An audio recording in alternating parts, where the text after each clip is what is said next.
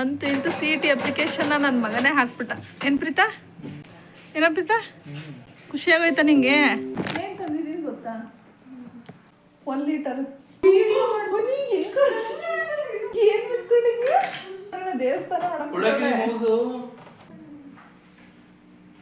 ದೇವ್ರ ಮನೆನ ದೇವಸ್ಥಾನ ಮಾಡಕ್ ಬಿಟ್ಟವಳು ನನ್ನ ಮಗಳು. ಏನು ಪಿ ಅಮ್ಮ, ಚೆಂಡು ಹೂವು ಸಿಕ್ತು ಅಂದ್ಬಿಟ್ಟು ಚೆಂಡು ಹೂವು ಶಾವಂತಿಗೆಲ್ಲ ಹಾಕಿ ಮಾಡೈತಿ. ಅಲ್ಲೇ ಹೇಳು ಏನು ಅನ್ಕೊಂಡೆ? ನಿಮ್ಮ ತಂಗಿಗೆ ಮಾಯಿಶ್ಚರೈಸರ್ 1 ಲೀಟ್ರ್ ಅಪ್ಪಿ ಅಷ್ಟೇ. ಅವರೆಕಾಳು ಉಪ್ಪಿಟ್ಟು ಈಗ 1 ಟೈಮ್ಗೆ. ಪೂಜೆ ಚೆನ್ನಾಗಿ ಮಾಡಿದ್ದೀವಿ ಚಿನ್ನಮ್ಮ. ಈಗೇನು ಮಾಡ್ತಿದ್ದೀವ? ಇವನು ಸಕ್ಸಸ್ ಆಗೋಯ್ತು. CET ಅಪ್ಲೈ ಮಾಡೋದಕ್ಕೆ ಅವನು ಸೈಬರ್ ಸೆಂಟ್ರಿಗೆ ಹೋಗಿದ್ದ. ಅಲ್ಲಿ 3-4 ಸರಿ ವಾಪಸ್ ಬಂದ. ಸರಿಯಾಗಿ ಅಪ್ಲೈ ಮಾಡಲಿಲ್ಲ ಅವರು ಅಂತೇಳಿ ತಗೋತಾ ಇಲ್ಲ ಅಂದ್ಬಿಟ್ಟು ವಾಪಸ್ ಬಂದಿದ್ದ. ಸಿಟ್ ಮಾಡ್ಕೊಂಡು ಬಂದು ತಾನೇ ಟ್ರೈ ಮಾಡಿ ಲಾಸ್ಟಿಗೆ ಒಂದು 3 ಸರಿ ಟ್ರೈ ಮಾಡ್ದ, ಬಂತು ಸದ್ಯ. ಈಗ ಅವ್ರ ಅಕ್ಕನ ಮಾಡ್ಕೊಡ್ತಾನೆ.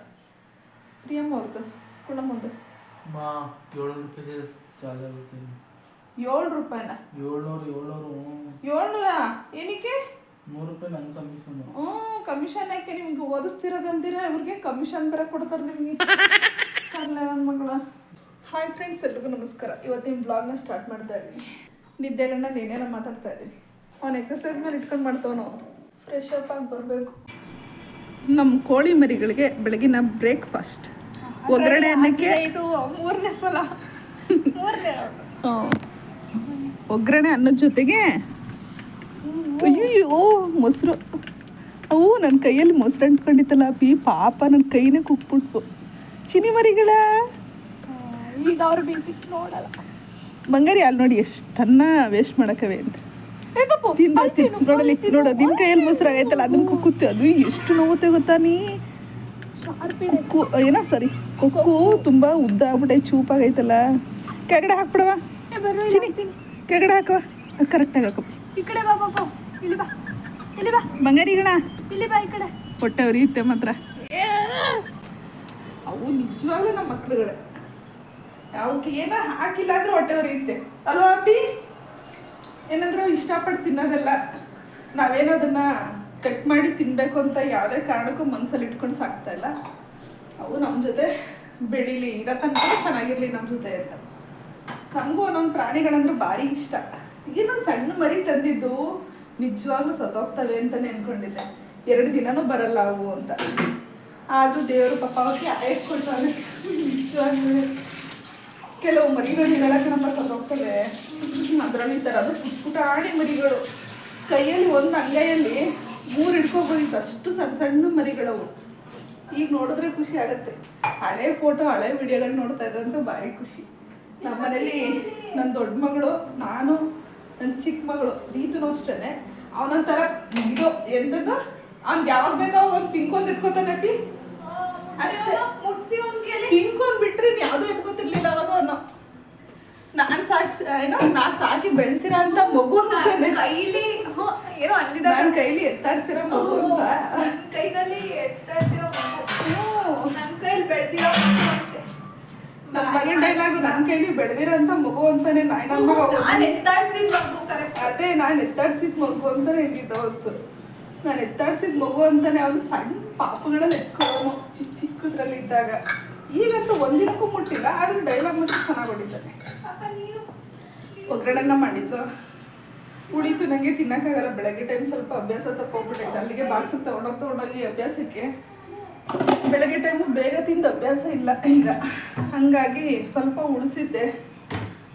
ಕೋಳಿ ಮರಿಗಳಿಗೆ ಹಾಕೋಣ ಅಂತ ಕೊಟ್ಟೆ. ಮೊಸರು ಮಿಕ್ಸ್ ಮಾಡಿಬಿಟ್ಟು ಕೈಗೆ ಕುಕ್ಬಿಡ್ತು.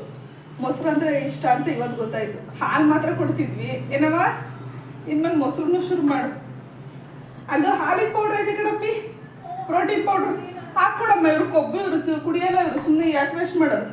ಗಟ್ಟಿ ಮಾಡಿಸಿ ಆಚೆ ಕಡೆ ಬಿಸಾಕೋಕ್ಕಿನ್ನ ಪ್ರೋಟೀನ್ ಪೌಡ್ರ್ ಕಣಪ್ಪಿ ಹಾಕ್ಕೊಡು.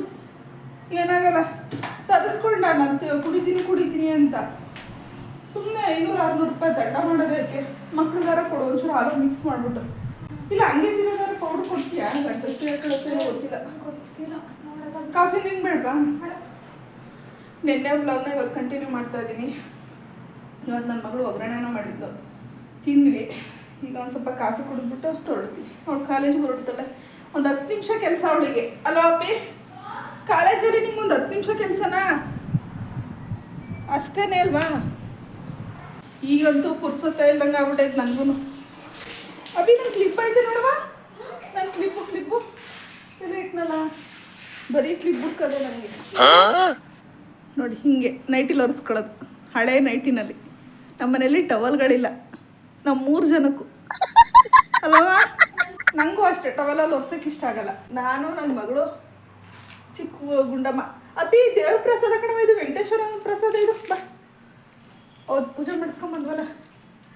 ನಂಬ್ತೀರಾ ಬಿಡ್ತೀರಾ? ನಾವು ಅಂಗಡಿ ಓಪನ್ ಮಾಡೋದಕ್ಕೆ, ಮೆಡಿಕಲ್ ಓಪನ್ ಮಾಡೋದಕ್ಕೆ ಸುಮಾರು ಕಡೆ ಜೋಯಿಷನ್ನ ಕಾಂಟ್ಯಾಕ್ಟ್ ಮಾಡಿದ್ವಿ. ಆದರೂ ಒಬ್ಬರು ಹೇಳಿದ್ರು, ಪಾಪ ಗುರುಜಿ ಹೇಳಿದ್ರು, ಮಾಧವನ್ ಗುರುಜಿ ಹೇಳಿದ್ರು ಲಾಸ್ಟಲ್ಲಿ. ಅಂತ ಅವ್ರು ಹೇಳಿದ ಟೈಮ್ಗೆ ನಮಗೆ ಪೂಜೆ ಮಾಡೋಕ್ಕಾಗಲಿಲ್ಲ. ದೇವ್ರ ದಯೆಯಿಂದ ವೆಂಕಟೇಶ್ವರ ಸ್ವಾಮಿ ದೇವಸ್ಥಾನಕ್ಕೆ ಹೋಗಿದ್ದು, ದತ್ತ ವೆಂಕಟೇಶ್ವರ ಸ್ವಾಮಿ ದೇವಸ್ಥಾನ, ಊಟಿ ರೋಡು, ನಂಜನಗೂಡು ರೋಡಲ್ಲಿ. ನಂಬ್ತೀರಾ ಬಿಡ್ತೀರ ಅಲ್ಲಿ ಪಾಪ ಎಷ್ಟು ಚೆನ್ನಾಗಿ ಹೇಳಿದ್ರು ಅಪ್ಪಿ. ಇನ್ನು ಅರ್ಧ ಗಂಟೆ 20 ನಿಮಿಷ ಅಷ್ಟೇ ಬ್ಯಾಲೆನ್ಸ್ ಇದ್ದಿದ್ದು. ಅಲ್ಲಿಂದ ಫಾಸ್ಟಾಗಿ ಬಂದು ಆಲ್ಮೋಸ್ಟ್ ಎಲ್ಲ ರೆಡಿ ಮಾಡಿದ್ವಿ. ಹಿಂದಿನ ದಿನನೆಲ್ಲ ತೊಳೆದು ನೀಟ್ ಮಾಡಿದ್ವಿ, ಎಲ್ಲ ಜೋಡಿಸ್ಕೊಂಡು ತಕ್ಷಣಕ್ಕೇ ಪೂಜೆ ಮಾಡಿದ್ವಿ. ನಮ್ಮ ಪ್ರೀತು ಫ್ರೆಂಡ್ ಹೇಳ್ತೀನಿ ಅಂತ ಹೇಳಿಲ್ಲ ಕಣಪ್ಪಿ. ನಿಜವಾಗ್ಲೂ ಬೇಜಾರಾಯಿತು. ದೇವರು ವೆಂಕಟೇಶ್ವರನೇ ಹೇಳಿಸ್ದ ಬಿಡು, ನಮ್ಮ ಮನೆ ದೇವರು ಅದೇನೆ.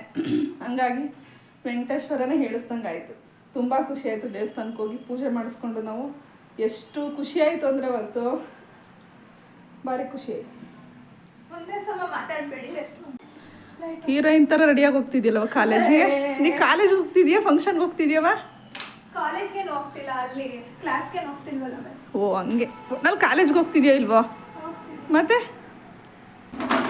ಕೋಳಿ ಮರಿಗಣ್ಣ ಹಿಂದೆಗಡೆ ಡೋರ್ನ ಕ್ಲೋಸ್ ಮಾಡಿರೋದು. ಇಲ್ಲ ಅಂತಂದರೆ ಅಡುಗೆ ಮನೆಗೆಲ್ಲ ಬಂದು ರಂಪ ರೋಸ್ಟ್ ಮಾಡಿ ಇಟ್ಟು ಹೋಗಿರ್ತಾರೆ. ಬಂದು ಪಾಪ ಇವಳ ಕ್ಲೀನ್ ಮಾಡಬೇಕು. ಇವಾಗ ಅವ್ಳಿಗೆ 10 ನಿಮಿಷದ ಕೆಲಸಕ್ಕೆ 20 ಕಿಲೋಮೀಟ್ರ್ ಕಾಲೇಜ್ಗೆ ಹೋಗಬೇಕು ಅಲ್ವಾ ಚಿನ್ನಮ್ಮ? ನಾನು ಡ್ರಾಪ್ ಮಾಡೋಕ್ಕಾಗಲ್ಲ, ಸಾರಿ ಅಪ್ಪಿ. ಅವಳಿಗೆ ಕಾಲೇಜ್ ಬಸ್ಸು ಇಲ್ಲ. ಕಾಲೇಜ್ ಬಸ್ ಬೆಳಗ್ಗೆ 6 ಗಂಟೆಗೆ ರೆಡಿಯಾಗಿ ಹೋಗ್ಬೇಕು. ಕಾಲೇಜ್ ಬಸ್ಗೆ ಹೋಗ್ತೀನಿ ಅಂದರೆ ಹೋಗಿಲ್ಲ. 10 ನಿಮಿಷದ ಕೆಲಸಕ್ಕೀಗ ದಣಿಬೇಕೀಗ ಅವಳು. ಸಿಟಿಗೆ ಹೋಗಿ ಸಿಟಿಯಿಂದ ಇನ್ನೊಂದು ಬಸ್ ಹತ್ತಿ ಅಲ್ಲಿಗೆ ಹೋಗಬೇಕು. ಓಕೆ ಫ್ರೆಂಡ್ಸ್, ಇವತ್ತು ನಾವು ಮಾಡಿರೋ ವ್ಲಾಗ್ ನಿಮ್ಗೆ ಇಷ್ಟ ಆಯಿತು ಅಂತ ಹೇಳಿದ್ರೆ ಲೈಕ್ ಮಾಡಿ, ಶೇರ್ ಮಾಡಿ, ಕಮೆಂಟ್ ಮಾಡಿ, ಹಾಗೆ ನಮ್ಮ ಚಾನಲ್ಗೆ ಸಬ್ಸ್ಕ್ರೈಬ್ ಆಗಿ. Thank you.